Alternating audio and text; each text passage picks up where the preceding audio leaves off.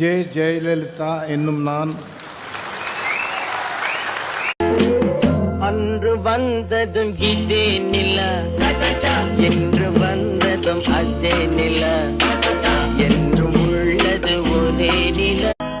நான் உங்கள் வீட்டு பிள்ளை, இது ஊரறிந்த உண்மை. நான் செல்லுகின்ற பாதை பேரறிஞர்.